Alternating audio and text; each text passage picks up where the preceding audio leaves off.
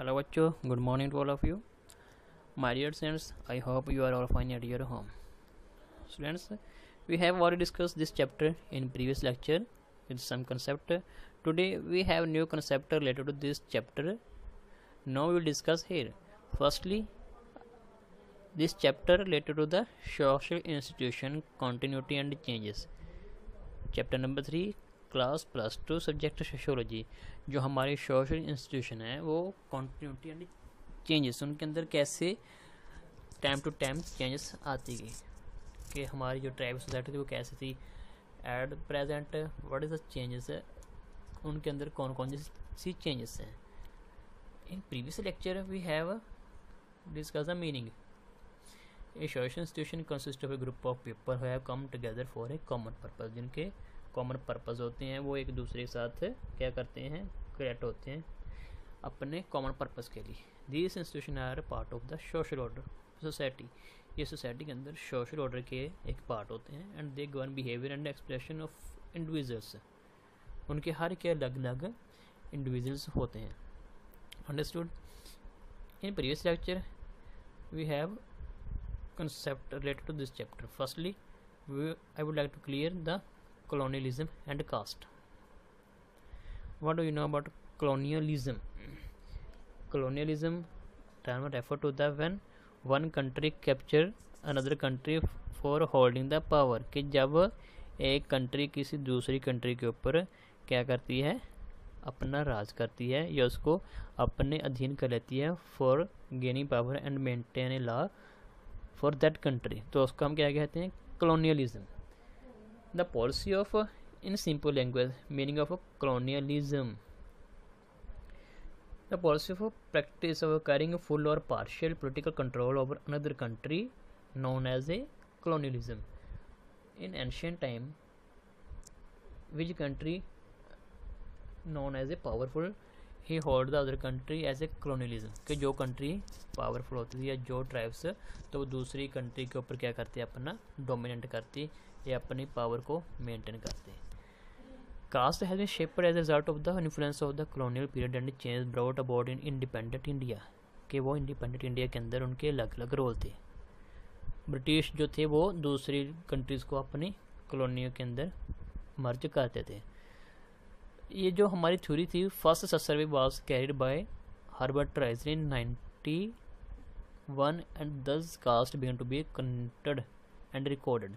फिर ये कास्ट का कंसेप्ट एमर्जेड हुआ, उसको माना जाने लगा कि कास्ट नाम की कोई थ्योरी वगैरह जो थ्योरी है वो कॉलोनियलिज्म के अंदर मैटर करती है.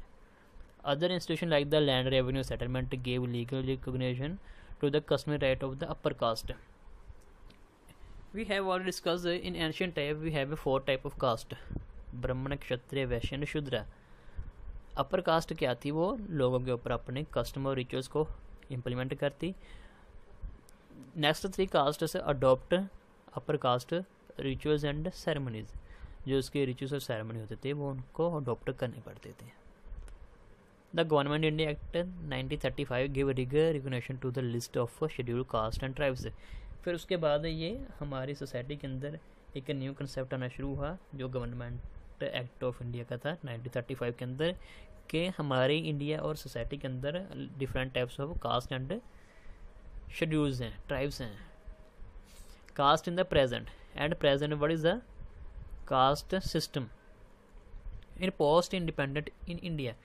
पहले है जो हमारे जो थे उस टाइम के रिफॉर्मर जो थे, they have so many efforts. उनके पास बहुत से एफर्ट्स थे, वो उन्होंने बहुत से एफर्ट्स किए to uplift of the lower caste. कोई लोअर कास्ट को अपलिफ्ट करने के लिए, जैसे Jyotiba Phule, prayer etcetera work toward lower caste upliftment, abolition of caste distinction and other restrictions. उस टाइम जो हमारे छोटे लोग थे, जो छोटी कास्ट थी, उनको एक्सप्लोर किया जाता था, उनके साथ मिसबिहेव किया था. Untouchability was very powerful. उस टाइम अनटचेबिलिटी बहुत थी लोगों के अंदर. तो उस टाइम के हमारे जो सोशल रिफॉर्मर थे उन्होंने इस कंसेप्ट को उठाया कि everyone has right to live in the society with respect. कि हर एक को सोसाइटी के अंदर रिस्पेक्ट के साथ रहने की आज़ादी है. तो उन्होंने इसको ख़त्म करने के लिए क्या किए, एफर्ट्स किए, सोशल मूवमेंट बनाए, जिसके अंदर जो छोटी कास्ट थी, ट्राइब से, उनको भी अपलिफ्ट करने का मौका मिला। द एबोलिशन ऑफ कास्ट, ये क्या इसके अंदर कॉन्स्टिट्यूशन ने, जो हमारा इंडियन कॉन्स्टिट्यूशन है, give a right to everyone to adopt any type of religion and remove untouchability, के अनटचेबिलिटी को रिमूव करना। If anyone catch with the untouchability law give a punishment, तो कानून उसको सजा देता है। जो कोई बंदा अनटचेबिलिटी के कंसेप्ट को क्या कहते हैं, लोग के अंदर इम्प्लीमेंट करता है।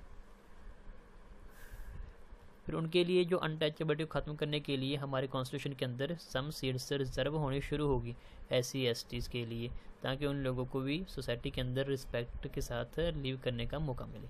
In the culture and domestic spheres, उनके कल्चर और डोमेस्टिक स्फेयर्स को भी क्या अपलिफ्ट करना शुरू किया, ताकि वो जो लोग थे, लोअर कास्ट के लोग थे, उनकी जो फीलिंग थी वो ये थी कि सोसाइटी के अंदर उनके भी अपने रिचुअल्स हों, अपने सेरेमनीज हो। क्योंकि उस टाइम जो था, जो अपर कास्ट थी, अपर कास्ट अपने रिचुअल्स एंड लॉ इम्प्लीमेंट करती लोगों के ऊपर, तो लोग उसी को मानते।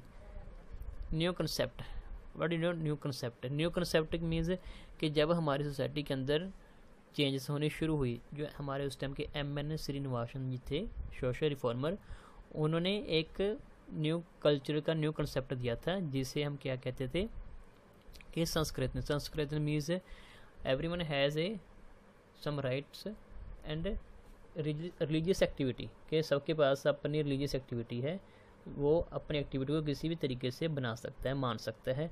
It is known as Sanskritism. Sanskritism simple meaning, Sanskrit is a process whereby member of a caste, usually middle a lower, attempt to raise their social status by adopting the rituals and social practice of the higher caste, कि जो हमारी lower caste के लोग थे उनको भी अपनी cast को अपर करने के लिए रिचुअल्स को अडॉप्ट करने का मौका मिला है। ये संस्कृतिज्म का जो कंसेप्ट है, उसके अंदर लोगों को अपनी सोसाइटी की, अपनी कास्ट को अपलिफ्ट करने का भी क्या हुआ कि मौका मिलना शुरू हुआ। Understood this concept?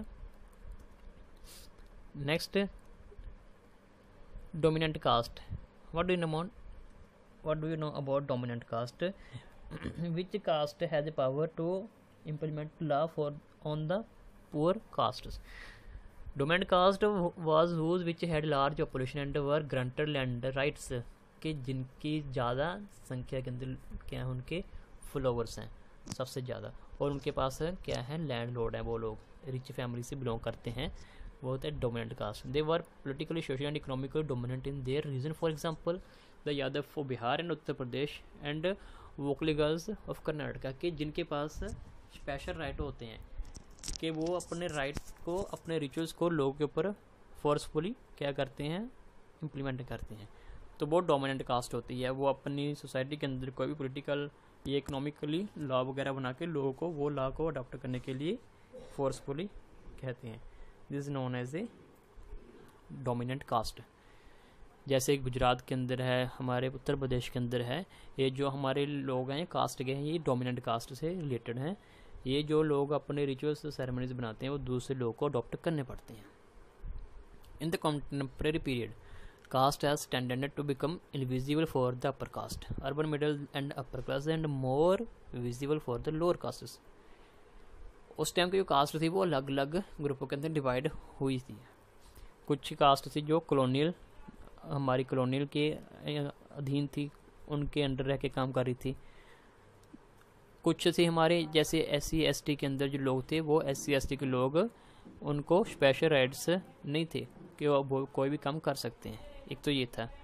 फिर उनके पास एजुकेशनल जो राइट्स थे वो भी नहीं थे, जो लोअर कास्ट थी उस टाइम की। Tribal community, what do you know about tribal community?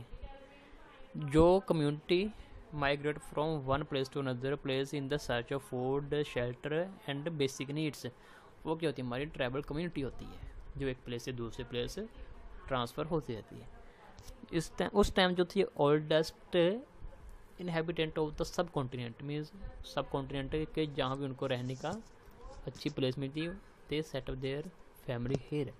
Tribes were community that did not practice a religion with a written text, उस टाइम वो जहाँ भी जाते जो उसके उनके रिलीजन वगैरह होते वो दूसरे लोगों के रिलीजन को अडॉप्ट कर लेते, उनका कोई स्पेशल रिलीजन नहीं था। Did not have a state और political form of the formal kind, उनके पास कोई स्पेशल काइंड की गवर्नमेंट में नहीं थी, वो जिस प्लेस के अंदर जाते वहाँ के रिचुअल्स को अडॉप्ट कर लेते। They did not have caste distinction, they did not have sharp class division, ना तो उनकी कोई स्पेशल क्लासेस थी, ना उनके कोई कास्ट के अंदर डिफरेंशिएट्स था। ये जो थे हमारे उस टाइम के ट्राइबल कम्युनिटीज़ थे। ट्राइबल कम्युनिटीज़ के अंदर ये अभी क्या है, ये क्लासिफिकेशन है, क्लासिफिकेशन ऑफ ट्राइब्स। ये तो पहले जो होता है हमारा परमानेंट ट्रेड्स होते हैं, फिर नेक्स्ट एक्वायर्ड ट्रेड्स होते हैं। Firstly I would like to clear the meaning of trades. Trades क्या होते हैं? ट्रेड से ए डिस्टिंग्विश क्वालिटी और कैरेक्टरिस्टिक, स्पेशल क्वालिटी और characteristic. Typically one belonging to a person, किसी बंदे के किसी के स्पेशल कैरेक्टरिस्टिक या उसकी क्वालिटी उसको कहते हैं ट्रेड्स। किसी के अंदर तो ये परमानेंट ट्रेड्स थी, उनकी क्वालिटी परमानेंट थी, कुछ के अंदर थी एक्वायर्ड, मतलब लोगों से ली हुई। Permanent means from the birth, acquired from the traditions, rituals and society members. फिर ये उस टाइम 85% जो थे ये मिडिल इंडिया के थे और 15% से नॉर्थ ईस्ट स्टेट्स के थे। फिर नेक्स्ट ये आगे फिर डिवाइड थे according to language, according to size. Language के अंदर इंडो आर्यन, द्राविड, ऑस्ट्रिक्टेड, तिब्बतन और बर्मन। जो साइज के अंदर थे गोंड्स, संथान, मिनहास और ऑरेंस, ये थे हमारे। फिर आगे हमारे फिजिकली रेशंस। फिजिकली रेशंस क्या होते हैं? फिजिकली रेशंस के अंदर के जो हमारा जात के आधार के ऊपर डिविडेशन होती है उसको कहते हैं हम रीजनल फिजिकल रेशंस। जैसे नगरी, आर्यन, मंगोलियन, द्राविडियन। फिर इसके बाद हमारी जो है society acquired traits. Acquired traits के अंदर ये जो हमारी हैं कास्ट सी जाती है, जैसे मोड ऑफ लिवलीहुड के आधार के ऊपर, जैसे fisherman, industrial workers, Hunter, food gatherer, peasants, shifting cultures. ये जो थे हमारे एक्वायर्ड ट्रेड्स थे। एक्वायर्ड ट्रेड्स के इनको ऑक्यूपेशन के साथ साथ स्पेशल एक कैटेगरी के अंदर देखा जाने लगा। Understood my dear students? फिर next we have a tribe caste distinctions. कौन कौन सी है? Based on the notion of poverty and pollution. ये जो हमारी कास्ट है ये based on the notion of purity and pollution. What do you know about notion of purity and pollution? Let's clear this meaning. Purity and pollution means the notion of purity and pollution are critically for defining and understanding caste hierarchy. कि हमारी cast की ये hierarchy होती है। Cast hierarchy means कि जैसे किसी one man special caste, after that death his son adopt their caste, के उसके पिता की मौत के बाद उसका जो बेटा है वो अपने बाप की जो कास्ट को अडॉप्ट करेगा। ये थी hierarchy. According to these concepts, Brahmins hold the highest rank and Shudra the lowest in the caste hierarchy. कि जो शूद्रा फैमिली के अंदर, जो ब्राह्मण फैमिली के अंदर जो बच्चे पैदा होते थे तो वो ब्राह्मण ही कहलाते थे। जो उसके पिता के बाद उसका बच्चा जो वो ही अपने पिता का ही ब्राह्मण जो कास्ट थी उसको अडॉप्ट करता। ये था हायरार्की। फिर लोअर कास्ट के अंदर भी ऐसी था, Shudra the lowest in the caste hierarchy. कोई शूद्रा फैमिली के अंदर होता था वो शूद्रा का ही, जो फैमिली का कोई भी बच्चा अगर न्यू बॉर्न होता तो उसी की फैमिली के अंदर वो उसी का ही कहलाता था, वो किसी और की फैमिली के किसी और के धर्म को अडॉप्ट नहीं कर सकता था। The varna system represented social stratification which includes 4 varnas. फिर उस टाइम हमारे पास वर्ना थे जो हमारी सोसाइटी के अंदर डिवाइडेशन करते थे किसकी, कास्ट्स की, जैसे ब्राह्मण, क्षत्रिय, वैश्य, Shudras. The Shudra were located the lowest rank of social ladder and their responsibilities. कि जो शूद्र फैमिली के लोग थे they have so many kinds of worker for the highest rank of castes, के उनके जो हाईएस्ट रैंक के काम थे ये शूद्र फैमिली के द्वारा ही किए जाते थे। Brahmin caste known as a superior caste among all castes. Understood my dear students? Next tribe kinship based model of social organisation means kinship क्या है? किसी एक धर्म के ही लोग अपने ट्राइब के साथ जुड़े होते थे या वो किसी दूसरे ट्राइब्स के साथ जो उसका रिलीजन होता है उसको अडॉप्ट कर लेते थे। बिलीव इन रिलीजन, जो कास्ट थी ये रिलीजन के ऊपर बिलीव करती है, जैसे इनके पास कोई ओरल के ओरल के अंदर है या रिटन फॉर्म के अंदर है कोई भी religion activity. Do not practise text religion with the written text, उनके पास कोई भी ऐसा रिलीजन नहीं था जिसको वो स्पेशल काइंड के ऊपर अडॉप्ट करते हैं। हायरार्चिकली सिस्टम, ये था पीतापुर की, means after the death of his father their son will be adopt his caste. ये है कि हमारा एग्लिटेरियन सिस्टम के जहाँ भी जाते जिस कास्ट के अंदर वो उसी को अडॉप्ट कर लेते थे। Tribes and not permitted community living isolate lives. Tribes are seen as a secondary phenomena arising out of the exploitive and colonialistic contact। वो एक दूसरे के साथ क्या होते हैं, एक्सप्लोइटिव एंड कॉलोनिस्टिक कॉन्टैक्ट के अंदर रहते हैं। There are several god kingdom in central India such as that Gora और मंडाला। उस टाइम हमारे इंडिया के अंदर बहुत से क्या थे, किंग, ये ट्राइब्स थे जो अलग अलग रिचुअल्स के साथ अपने आप को मेंटेन करते थे। Dear friends, this chapter has been closed with this concept. Next day we will meet again with a new concept related to this chapter.